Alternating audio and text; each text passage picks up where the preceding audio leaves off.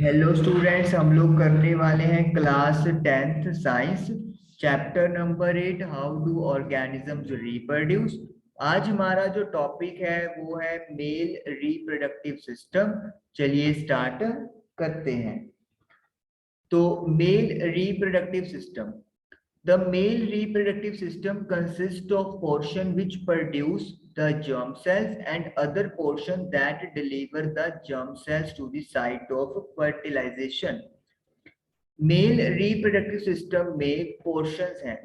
एक पोर्शन का काम है जर्म सेल्स यानी कि स्पर्म्स को प्रोड्यूस करना, और दूसरे पोर्शंस का काम क्या है?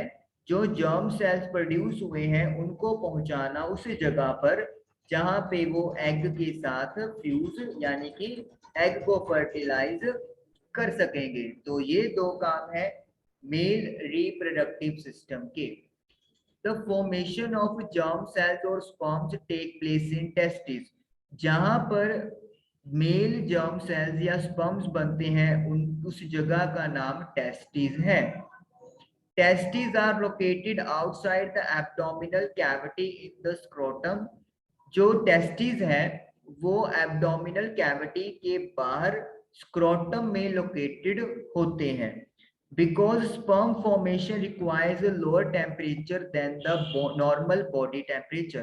स्पर्म फॉर्म होने के लिए टेम्परेचर का रिक्वायरमेंट कम होना चाहिए नॉर्मल बॉडी टेम्परेचर से, इसीलिए जो स्क्रोटम होता है जिसके अंदर टेस्टिस होते हैं वो बॉडी के बाहर लोकेटेड होते हैं। एब्डोमिनल कैविटी आप बोल सकते हो आपके स्टोमक के नीचे वाला खाली पोर्शन, उसके बाहर। Okay, testis produce the hormone testosterone. Testis जो है वो टेस्टोस्टेरोन हार्मोन प्रोड्यूस करते हैं।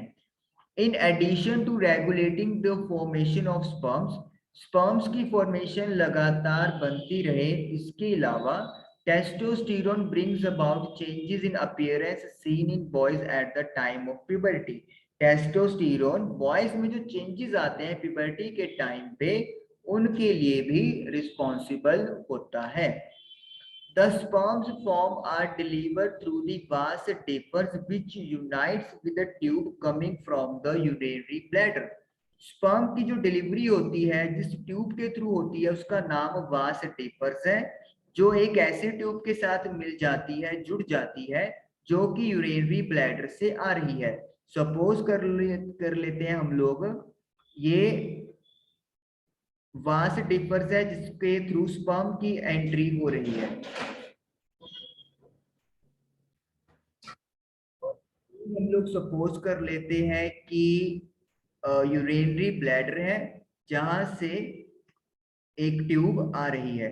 तो इस तरीके से ये जो दोनों ट्यूब्स हैं ये जुड़ जाएंगी और एक कॉमन पैसेज बन जाएगा, यानी कि यूरिन और जो स्पर्म है उनका जो मूवमेंट है वो एक ही ट्यूब से होता है। We can say like this also. The urethra thus forms a common passage for both the sperms and urine। तो जो कॉमन पैसेज बना रहा है स्पर्म और यूरिन वो यूरेथ्रा है। तो जैसे हमने बात की कि ये वास डिफर्स हो गई सपोज करो, और ये यूरिनरी ब्लैडर से आने वाली ट्यूब है, तो यहाँ के बाद जो आगे कॉमन ट्यूब जा रही है उसे हम लोग यूरेथ्रा बोलेंगे। along the path of the vas differs के रास्ते में, along the path मतलब जब रास्ते में आपका ये ट्यूब जा रहा है, glands like the prostate and seminal vessels add their secretion। तो इसे रास्ते में ग्लैंड्स मिलेंगी, prostate gland and seminal vessels, जो अपने अपने जो रिलीज करेंगे केमिकल्स स्पर्म के अंदर। So that sperms are now in a fluid, ताकि स्पर्म आप फ्लूइड हो जाए यानी कि आसानी से फ्लो कर सके। Which makes their transport easier, ताकि उनका जो ट्रांसपोर्ट है एक जगह से दूसरी जगह का जो जाना है वो आसान हो सके। And this fluid also provides nutrition, और इस फ्लूइड से न्यूट्रिशन भी मिलता है स्पर्म्स को। The sperms are tiny bodies that consist of mainly genetic material and a long tail that helps to move towards the female germ cell। Sperm छोटी bodies होती हैं जिनमें मेनली जेनेटिक मटेरियल्स होता है, मतलब एक ह्यूमन बीइंग के mother father या फिर वी कैन से कि फादर की फैमिली का और मदर के फैमिली का इंफॉर्मेशन होता है, और एक लॉन्ग टेल लंबी पूंछ होती है जिसकी हेल्प से वो फीमेल जर्म सेल की तरफ मूव करते हैं। तो ये जो था अपना आज का टॉपिक, ये मेल रिप्रोडक्टिव सिस्टम आज हमारा डन हुआ। आई होप आप लोगों को समझ में आया होगा। Thank you for watching the video.